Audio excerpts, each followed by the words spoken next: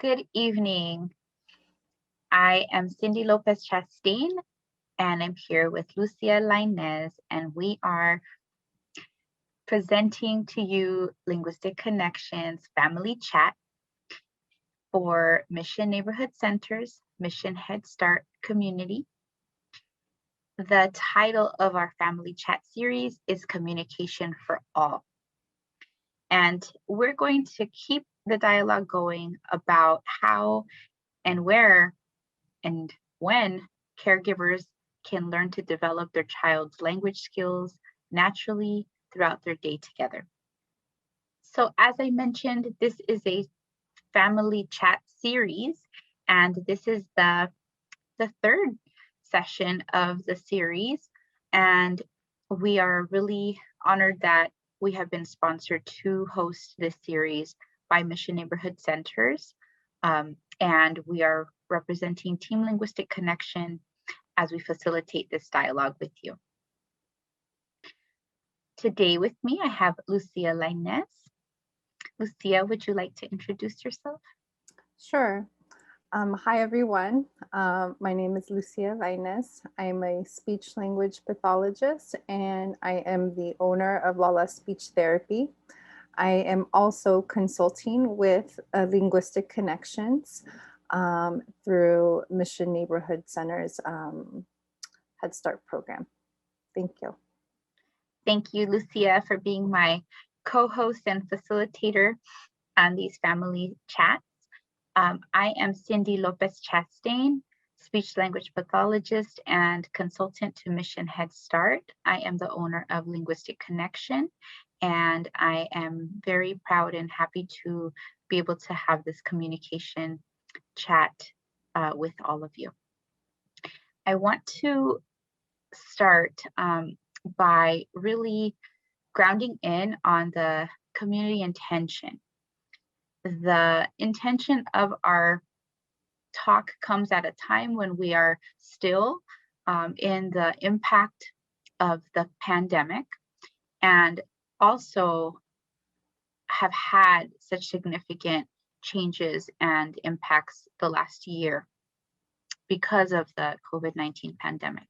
So we can't ignore that, and we want to just acknowledge where we all are now, where we have been, and where we want to go as a community. This conversation, we feel, is a step in the direction of a new perspective around development and communication for our families and for our community. And we want to bring forth not only our professional experiences, but our cultural lens to this chat, as well as some tangible strategies from Hannon It Takes Two to Talk program.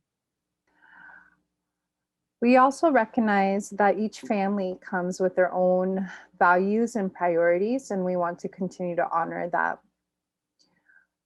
We're dedicated to openly sharing resources and knowledge.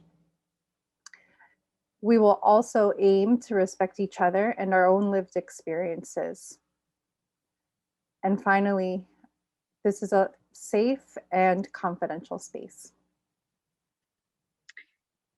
Today, we will be talking a little bit about a topic that we covered in the last session. So we'll have a flash review about observing, waiting, and listening, the strategy to lead, to let your child lead.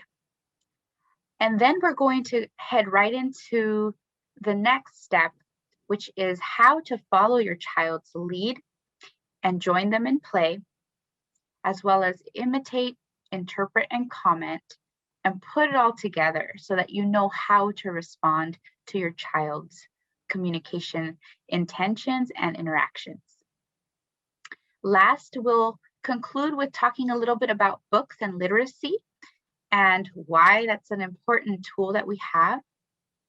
And then we'll have a chance to chat with you about any questions you may have. And we look forward to starting. So OWL, O-W-L, observe, wait, and listen, is the strategy that we talked about in the last session. And it's really the first step in establishing the interaction that will lead the way to your child's language learning. We talk about letting your child lead, and that's really important because allowing your child to lead helps them to be willing and interested in participating in their communication development. So observing is the O in owl, and W is the wait, and L is for listen. We want to make sure that we remember the cues that we left you with in the last session, because they're very helpful to encourage us to remember these different tools. The owl's face helps us to remember to observe and to look at our children and to be face to face. The elephants, who so carefully walk in a line together, help us to remember to count and to slow down and wait as we're waiting for our children to show us what they're interested in and to show us some sort of interaction and initiation. And then the owl again helps us to remember to listen as we observe, and not only listen with our ears, but also listen with our eyes. When we let our child lead, we really do allow our child to receive the language that they need.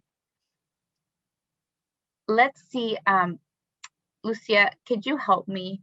What are some ways that we can use OWL and leading our children to help them to communicate? Some of the ways that I'm noticing in these pictures is through our body language. So sometimes with our eye contact, looking at or pointing to a similar object that a child is showing their interest in, and then we can talk about it, or we can really expand their ideas about that object. I think that's really helpful. Yes, yes. And we want to respond right away. We want to respond in a way that's in sync with our children. And these pictures are really useful to see that the parents are not only in a position that in this observant, but they're able to respond based on what their child's interest is. Today, we will be talking a little bit more about what are other ways that we can help create communication opportunities, and what do we do when our child does show us what they're interested in? How can we respond? So I want to also bring that up, right, Lucia? We talk about that all the time, that the pandemic parenting and the challenges that brings, and being able to remind families that sometimes taking that breath makes all the difference. They feel you, your children feel you. And when your breath is short, they feel the tension as well. We will start by asking you to think of what is an interaction that you may have with your child, thinking about your child's communication style, your child's communication level, and think about how you interact with them, and notice if you are talking a lot. Think about if you talk very little. Notice, do you ask a lot of questions? Are you somebody who helps your child before your child asks for help? Or maybe are you someone who is always anticipating your child's needs? Think about what and how you communicate with your child. If you find that those are true, that you're doing one of those actions a lot, or repetitively in your interactions with your little one, then we want to invite you to bring in the owling, the observing, waiting, and listening, and slowing down to follow your child's lead. And remembering that the child's style and the parent's role work together, and that both the child, your child, and yourself affects the interaction. In the next week, take the time to really notice and observe yourself and observe your child's level of communication, and start to notice how you affect how your child communicates. So now, back to how to respond. Let's think about, what would it be like if you were at a party where you don't know anyone? Lucia, have you been at a party like that before? Plenty. Yeah. So think about a time where you might have been at a party, didn't know anyone, but you wanted to have a conversation with someone. Imagine how you would respond if another guest came over to you and said, "Hey, I hear you love cooking. I'm actually a chef." How do you think that you would respond in a way that would encourage the chef to keep talking with you? Lucia, do you have any ideas? How would you respond?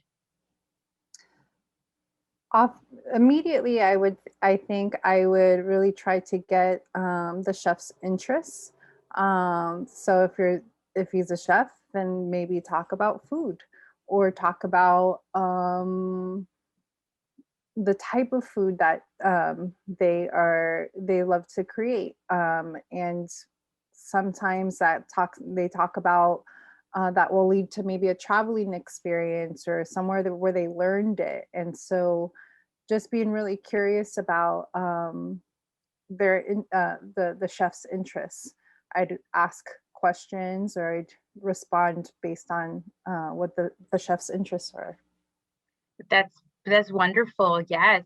You know, when you respond with what someone initiated, that the chef shared that he was a chef, he shared that he knew that you liked food. And if you continue on that path and talk about someone's interests, the conversation inevitably continues. About how would you show the chef through your nonverbal or body language that you would be interested in talking more?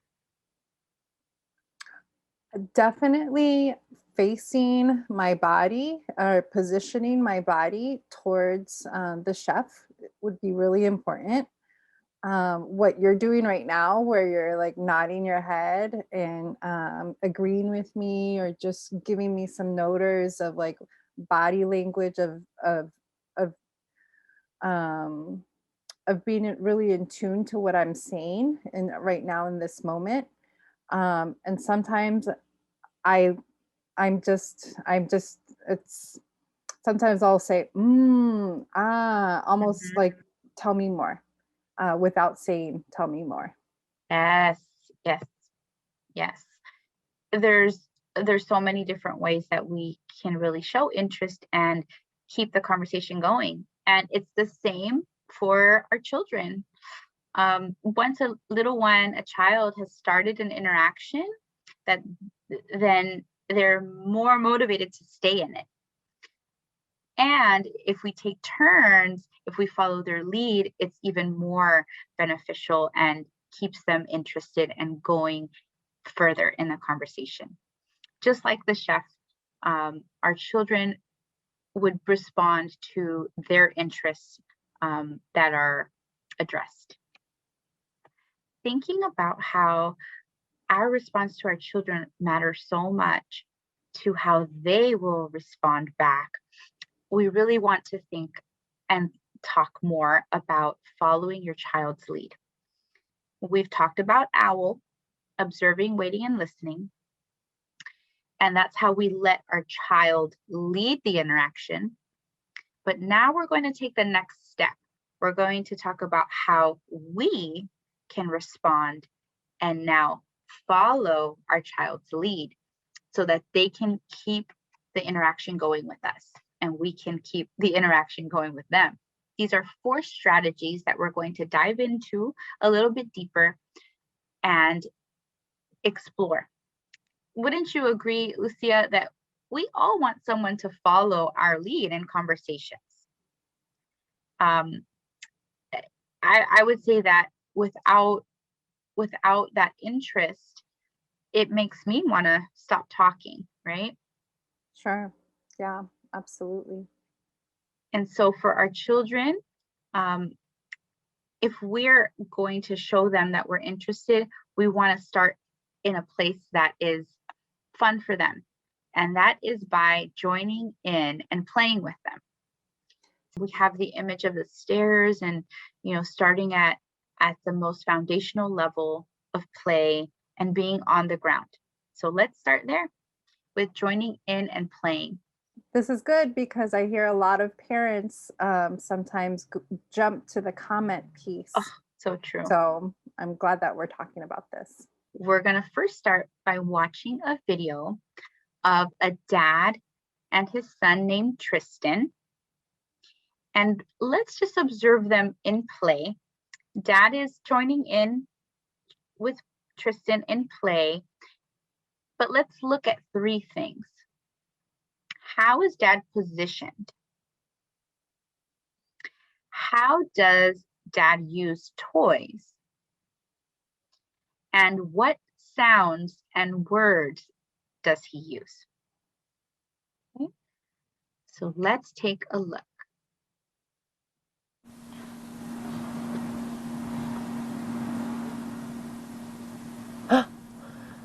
Mama! Shower! Yay! Tristan did it! Yeah. Bucket. Sunday. Bury the bucket. Daddy's gonna bury the bucket.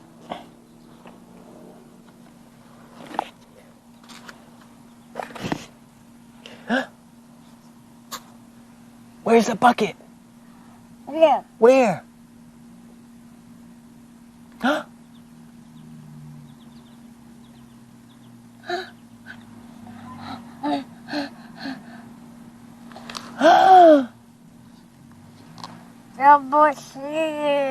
Bucket! I really love this video, and let's start by addressing these questions. How is Dad positioned? I see Dad positioned in that L formation. So really face to face, not exactly right in front of him, but really beside him to give Tristan a space to play and an opportunity to play. Yes. And Dad is able to see his face and Tristan's able to see his face, and that L position allows that face to face and still that ability to use the ground and the play, the tools. And there's both smiling. They're both having so much fun. How does Dad use the toys? Well, this is great because one of the things that I noticed was he was owling, observing, waiting, and listening. And so when Tristan did something, then he applauded him. He's like, woohoo, excitement. And then he imitated Tristan by using the bucket and using the sand. What sounds and words did he use? What did you notice about that? It almost sounded as if Dad was using his voice as a toy. So yay, woohoo, Tristan did it. Really simple, a lot of excitement, a lot of motivation to really encourage Tristan to continue the interaction and to continue the play, because he was super motivated. So really using his voice as a woo, almost like an instrument. Yes, exactly. It was super fun sounds. Dad was very excited, and Tristan was imitating him too. What we've seen so far is that when you join in and play, the most important thing is to really build on the child's, what they're focused on, what they're interested in, and not take over. You know, what I thought was so great about Dad is that he was having a great time. He was using the toys, he was using his voice, but he was not taking over. He was playing right alongside, matching in sync with where Tristan was. It really is about following their lead. And to do that, as we saw, you get face to face, you observe, wait, and listen, and you see what the child is interested in. So the pace was really important for a first word user, a communicator, an early communicator. The pace is going to be slower. We're going to also want to observe if the child is using play for pretend, and that the parent can match that as well. If your child is at a combiner level and they understand a lot of language, and you are in play with them, joining in to play with them, you could play like a child would and pretend with them.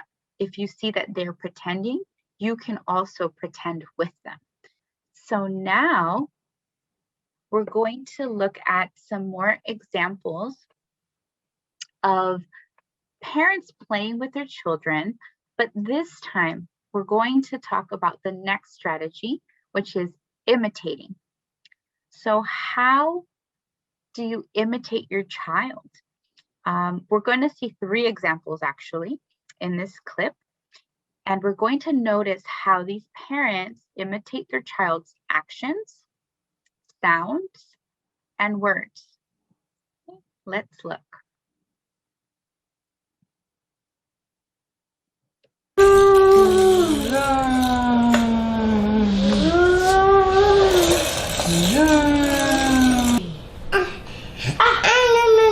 Mama. Drip, trap, drip, trap goes the finger goat. Drip, trap, drip, trap, drip, trap. This is great. I love this is imitation is how children learn. They don't know what a car is, or know how to move a car, or even say car, without all these opportunities to observe cars, observe other kids, or parents playing with a car, hearing the sounds, reading the books, before they can actually beep beep, that's a car, say and do all of that. So we're really laying a really great foundation for imitation, preparing them for communication. It's such a great way to keep the interaction going, especially when we wait to see if they will imitate us back, right? So how do we imitate? Well, first, to imitate, you want to get face to face as much as you can and observe, wait, and listen. Then you're going to do or say exactly what your child does or says. For example, if your child starts to bang some blocks, then you bang some blocks. If your child says ba ba ba ba, then you say ba ba ba ba. Just like in the videos that we just saw, the parents are face to face, observing, waiting, and listening, and they are watching and listening to know what to imitate. If your child attempts to say a word, then you imitate the word back, but you say it correctly. For example, if your child says deuce, and you know that they're reaching for their cup of juice or the juice box, then you say juice. You're not going to repeat back deuce. You're going to say juice. So you will imitate the word, but you're going to say it back correctly. If your child is a very early language user in the discoverer or communicator stage, then they're going to respond really well to imitation. They're going to be making sounds and doing movements, and that's going to be a very natural strategy to use. For first word users, like we talked about, they will benefit from imitation when you attempt to imitate their word and produce it correctly. Now we're going to look at a third strategy. And as we go up the level of complexity, we're entering interpreting. So how do we interpret? We have laid it out into 3 steps for you. Another way to follow your child's lead will be to interpret their message. This is different than imitating their message because we're adding meaning into what they've said. So interpreting what you think your child is trying to tell you is a really powerful way to let them know that you're listening and that you're trying to understand them. So the first step is to owl. Do you see a pattern here, Lucia? Where we got to start. Yeah. Yes. We're always going to start with the who, with the owl. Observing, waiting, and listening for your child's message. Well, I was going to stop there for a moment, but say that there are times where our children won't initiate, and that's a topic that we're going to cover later in our series, to really know how to match a child's style and temperament. So I do want to let you know, if you are a parent who has a child who just doesn't show you their messages, they're kind of reserved or not very sociable in their temperament, they might be cautious, then we will address that in a later series. But for now, just hang with us and think about those times where your child does initiate and they do give you a message. Like Lucia said, even if it's a little wink or a little, eye contact or their head movement, and they're showing you a message of any kind, verbal or nonverbal, okay? If you're owling, observing, waiting, and listening, you'll catch those messages. Step 2, figure out what your child is telling you by looking at the situation. Lucia, what do we call that in the world of speech therapy? Context. Decide what he's telling you. Yes, interpreting. That's definitely, for example, thinking about like someone grabbing a shoe and using it as a phone. Yes. Yeah. Yes. Deciding what the child is telling us based on what's going on around them, right? So that's the second step. We're going to find as many clues as we can based on the environment and the context. So that would be step number 2. And step number 3, put it into words. What you think your child is trying to tell you, put that into words. So let me give you an example. Lucia mentioned shoes. So let's say we're doing step 1, 2, and 3. And your child hands you his shoes.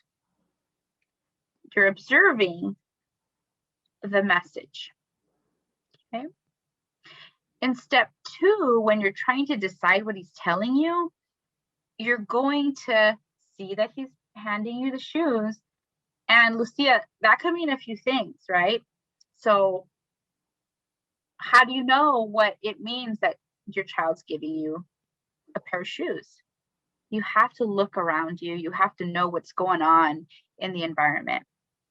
And pause too. Thank you. Mm-hmm. Tell me a little bit more. Yeah. Well, I'm thinking about your 5-second elephant pause of The wait. The waiting. Yeah. The waiting of and observing, the environment. Is he asking for your shoes on? Just waiting to see if your child is going to either say something or give you another cue or clue as to what they want with that shoe or the object.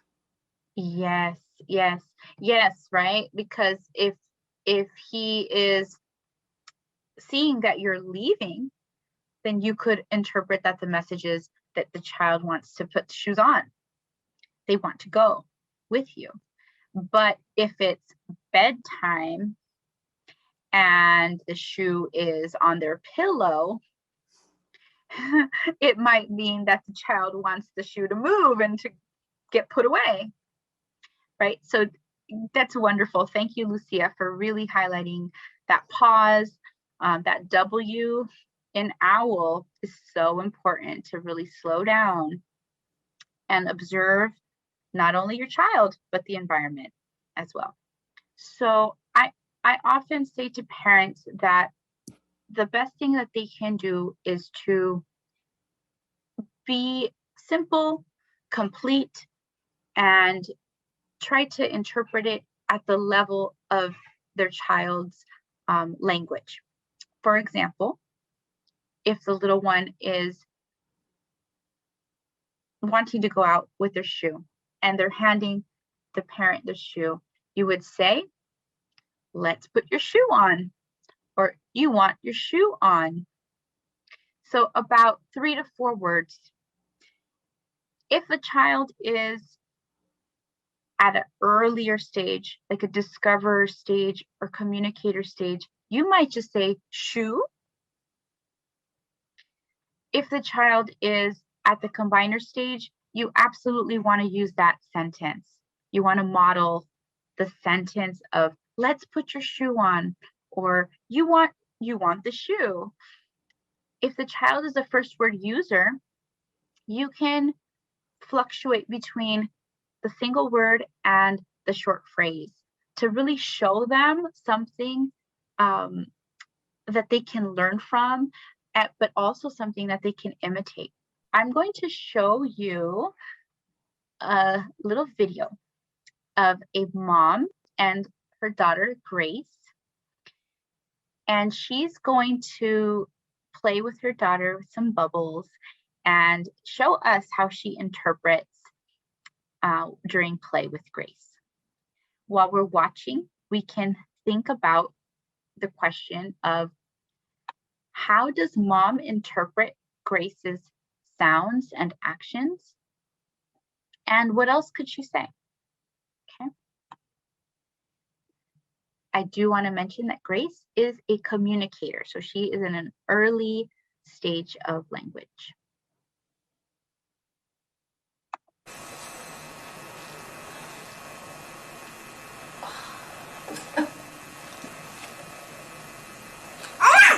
More?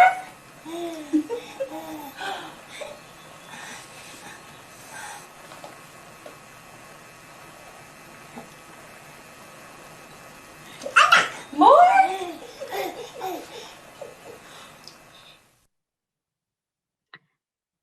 Oh, such a good example of owling. What did you see? How did mom interpret Grace's sounds and gestures?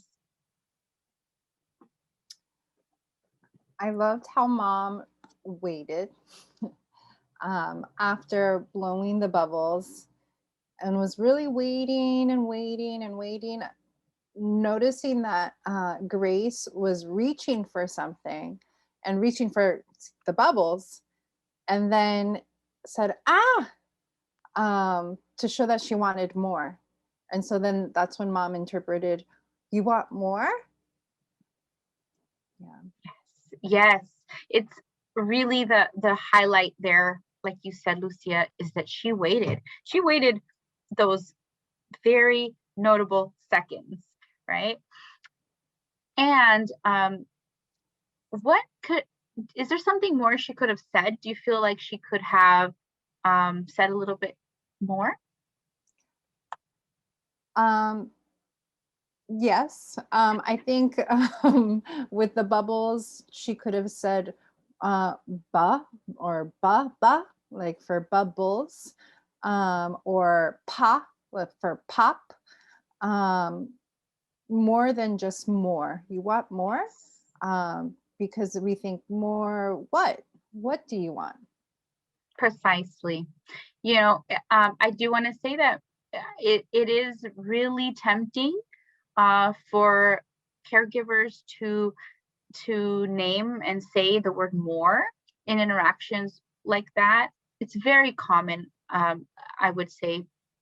And at the same time, we want to expand on that, to label the actual name of the object, or the toy or the person, so that the child can have a very specific word. Otherwise, the word more is so general, and it can become an overused word because of that. So I love the idea to incorporate, like you said, the bu for bubble or the puff for pop, and even to name those. Mom could have tried to say bubbles, or look, bubbles, want me to blow, want me to pop. You know, she could have said a little bit more, depending on what was happening in that interaction. In this short video, we're going to see the final strategy, commenting. And I want to just say that commenting is a complex strategy because it really is about providing a model that matches what your child is doing at the very moment that they're doing it. Typically, commenting can be something that you talk about what you're doing or what your child is doing. But in this example, we're going to talk specifically about matching your words to what your child is doing. Thinking about going with your child's interests and following their lead. We're going to be using our comments to name their messages. Daddy. Daddy wears a watch. Mama. Adam wears a watch. Mama. Leslie wears a watch. Margot. Margot wears a watch.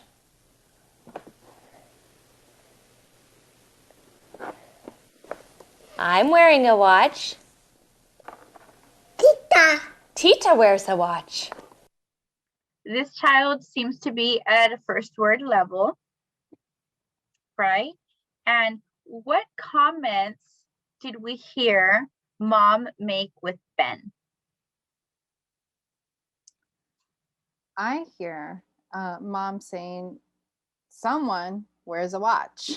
And as both of them are wearing watches in the video, they're using the watch as the toy, as the object that the joint object. Yeah. Yes. I love that it's just such a simple moment of, what is right there, and that Mom uses. Well, really, she owls, right? She owls enough to catch that he's interested in talking about this watch.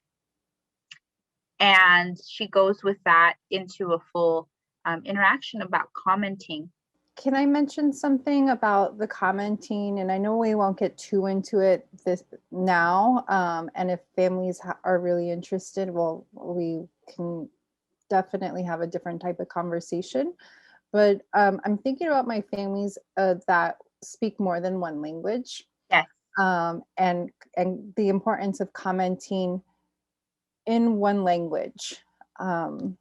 Hearing a whole phrase or a whole complete sentence in one language in one language is very, very important. It is important to have grammatical models. And yes, we have families who are bilingual, even trilingual, and we are super encouraging and want to make sure that all families know that they should feel comfortable speaking the home language, and that caregivers can really feel confident to speak the language that they are most proficient in, whatever their language is, so that they can provide that correct and grammatical language model for their young children. So the great part about these 4 strategies that we talked about, joining into play, imitating, interpreting, and commenting, is that we can put them all together. And they very naturally go together as we are in an activity, playing, or interacting with our little ones. I know we love bananas. So good for us. You looking at the banana? Oh, the knife. That's what Mommy used to cut the banana. The knife. You still got 2 pieces of banana still. Oh. You want the whole banana? Oh, okay. There we go. More banana.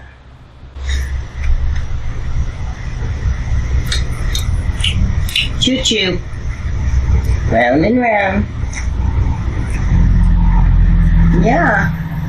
Wheels on the bus go round and round too.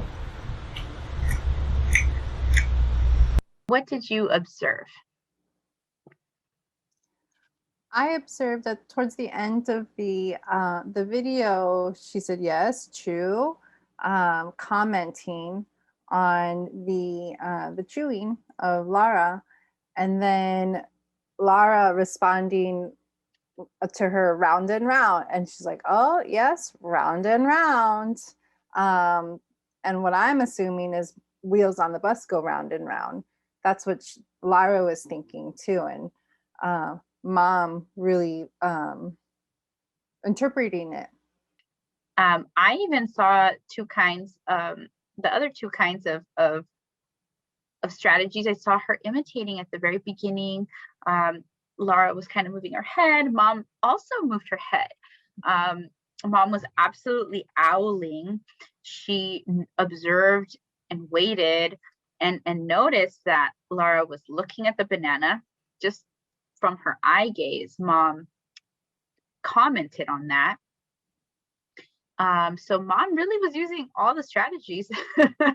I would say she was also pretty playful, wouldn't you say? She was playful with this. Yeah. Playful and patient. Very patient. Feeding and eating, sometimes we're in a rush, we want to eat, or sometimes we're just in a rush, period, as parents, as caregivers. And I was really impressed with the waiting and the patience that Mom had. Yeah. Lucia, what would you say was the impact on Lara that mom was so patient and using these strategies?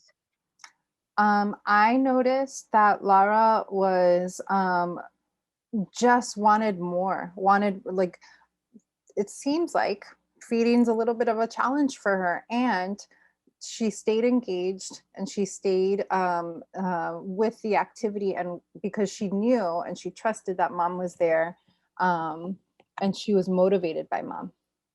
This is Bethsaida and her mom, and we're going to see how mom follows her lead. Let's see if we can find how she joins in, imitates, interprets, or comments. Yeah, Cookie. You love Cookie. Look, Wow. where else is Cookie? Oh, Cookie. Wow. Cookie. Grover. Is that Mommy's favorite, Grover?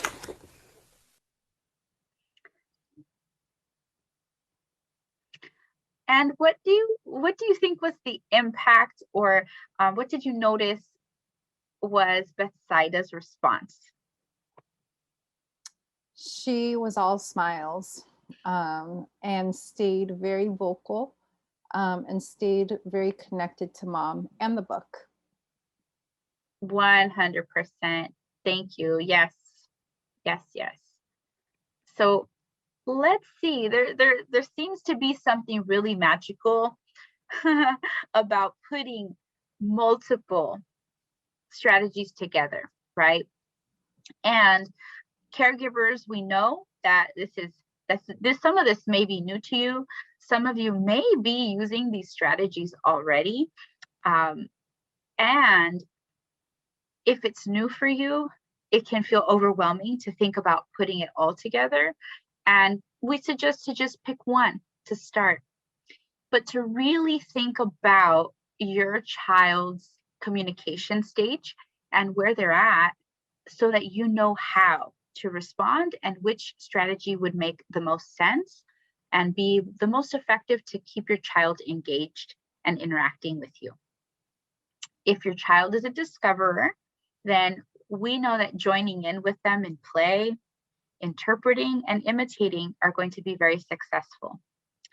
If your child is a communicator, joining in, interpreting, and imitating as well are going to be the strategies that are going to work the best. For first word users, it's all four: joining in, imitating, interpreting, and commenting. For combiners, it's going to be the joining in, interpreting, and commenting.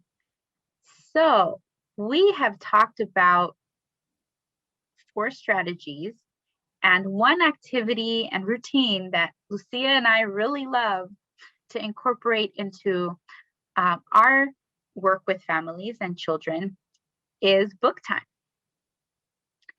Literacy is another word for book time, and we wanted to really highlight that this is a routine that can be a huge tool for our families in our Mission Head Start community. And we'd love to chat a little bit about what book time is like for you in your house. Do you have any books at home? And if you do, what are your favorite ones? What are your child's favorite ones? We know that having books and pictures and different ways to learn about the world through literacy is a very big asset, and something that we want to make sure you know is a benefit. And we want to make sure that we can support you in accessing books and pictures to incorporate into your day. So please do let us know if books are something that you need in your home, so that we can advocate and help to make sure that you get the resources that you need If we can really create a foundation of joy and fun and interaction for our children through books at those early stages, then we are setting them up for success, and that they know what books are and that they have joy in that, is really powerful for their life. Mhm. Yeah. What would be the benefit of doing it together versus just giving a child the device or even a paper book? Like, why do it with them? That's a really great question. What I usually tell families, where, for example, you don't have books at home, no problem. Let's go on YouTube, let's Google or let's search free books, free preschool or free toddler books. And people are literally opening up a tangible book in the video and reading. What I do, what I recommend to the families, I say sometimes if you have a discoverer or a communicator or first words, I tell them, go ahead and mute or turn the volume off and just start talking about the pictures and just start talking about what you see, or be curious and owl, and see if your child is going to comment or say something about what they see. I think that interaction and that curiosity is going to be so important when they have something that they're literally looking at with you, and they're interested in the same thing. So that joint attention is going to be really, really, really important in later stages of development and education. There are so many more benefits, including just having special time, right, with your child, having it be a shared special time during our day to have closeness, as well as really expanding our child's worldview. We get through books, we get to see things that we don't necessarily see every day.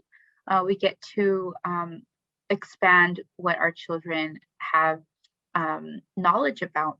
I do want to leave families with the resource of a little activity that is on YouTube, and the link is right here. When we're doing an activity with our little ones, whether it's making a book, like the video is showing us, or whether we're reading a book together, like Bethsaida's mom was doing, we want to use strategies that we know, such as getting face to face, owling, observing, waiting, and listening, and letting your child read the book and make the book their own way. Giving your child a chance to take turns with you, as well as changing the words in the books to match what your child's communication level is, saying less, slowing down, stressing important words and sounds, and showing the pictures, pointing them out, and really highlighting those pictures. Repeating some more, and have fun.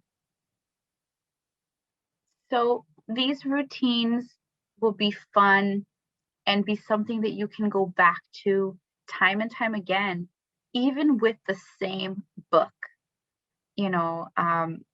I know that so many of my children that I've worked with over the years, Lucia, they have their favorites, right? And they want to repeat books. And parents sometimes say, is that okay? It's always the same book.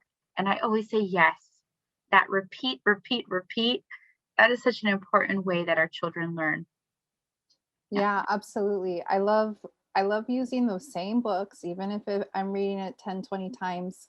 But then I playfully will change maybe a character's name, or that they're doing something different, just to see, especially with our combiners, where their heads are already like, that's not okay, or that's Yes. different.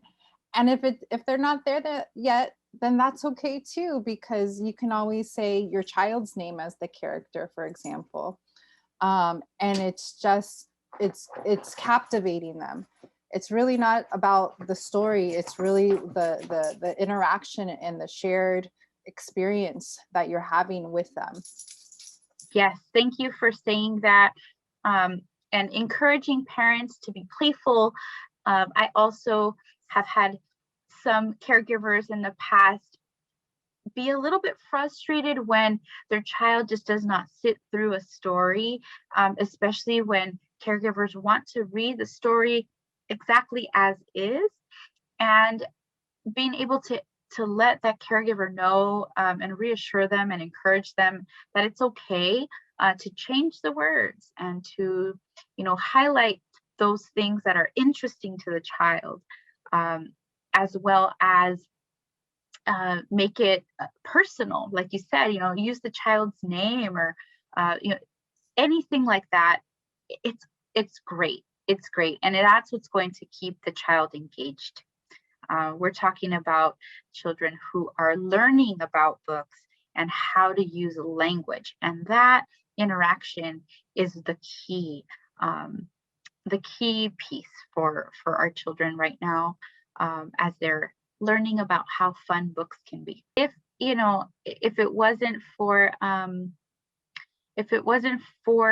the children and the community, there would be no reason to do this. So really, we want to thank you and to highlight that you caregivers make a huge difference in your child's world, and that it's through the interactions you have with them that they grow and learn. So please know that we are here. We will be here every month through June of this year, on the first Wednesdays from 5 to 6:30 in English, and on the second Wednesdays from 5 to 6:30 in Spanish, for our family chat series. And that May's family chat topic will continue this discussion, but we're going to be learning more about multimodal learners and how to incorporate communication strategies into music and movement activities in order to strengthen the interactions and learning in your daily routines. I'm really excited for that conversation, because we'll have Project Commotion, who I know our community's familiar with through the Head Start program, and they'll be joining us during that conversation. Yes, we're super excited to have them as guest speakers with us to talk about music and movement and communication, Project Commotion. So again, if there are no more questions, we just want to end to say thank you. We appreciate you, and we'll see you next month. Thank you.